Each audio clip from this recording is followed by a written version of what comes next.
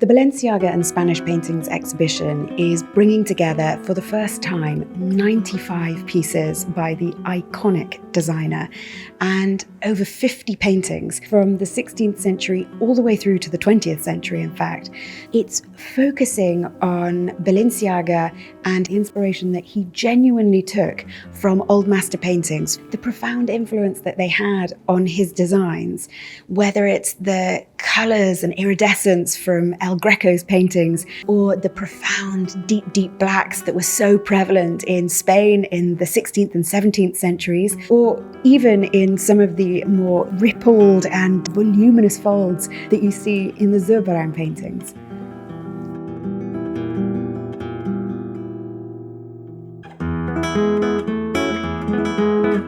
Balenciaga is the master. Since he was a child, he was working for a family in the north of Spain, and they had one of the most amazing art collections of Spanish art. This family was getting also fashion pieces from the best couturiers. We wanted to start the room with one dress that for us was really important, that was the dress Infanta. And it's such a classic Spanish Infanta silhouette. And at this moment, Spain had previously been absolutely at the forefront of fashion in Europe. But as its economic power began to wane in favour of France, the rest of Europe were wearing these much more flowing silhouettes with soft silks. But Spain absolutely stuck to their guns, and they made a really big point of dressing completely differently from the rest of Europe. I like that it mimics this silhouette, but it's not exaggerated. It's not it's something that's so wearable. It's not like a costume in any way.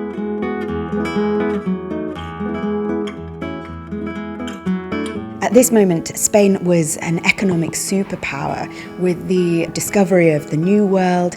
There they found some really exciting new dyes, which they were able to bring back to Europe.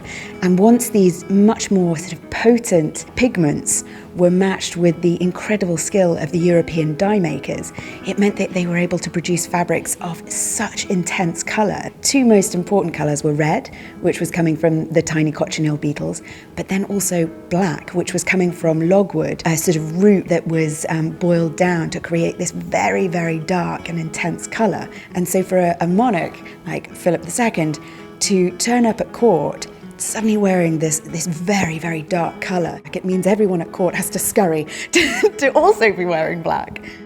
And Balenciaga that was able to use just touches of white on his dark gowns in a beautiful and perfect way. I think you have to imagine what it would have been like to wear these things in the 1620s. I mean, the whole point of these clothes was to control the way that a woman stood, the way that she held herself, and the way that she moved. But I think that Balenciaga goes about that in a completely different way. Balenciaga, comfort was essential in the way that he designed. He wanted a woman to feel movement within the dress.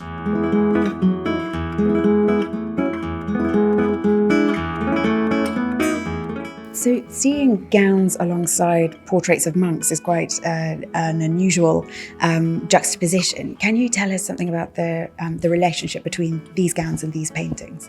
Balenciaga was a very religious person, and he always thought that the habits of the monks, mercedarios, they were the perfect piece of clothing. Here you see them in a different light. When you have them beside these fantastic clothes, it makes you pick up on the textures, on the light.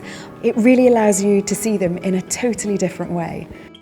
We want just people to get, first of all, in love with Balenciaga, because we realize that there is beauty. They wanted to portray beauty, and making beauty, they made this world, our world, a better place to live.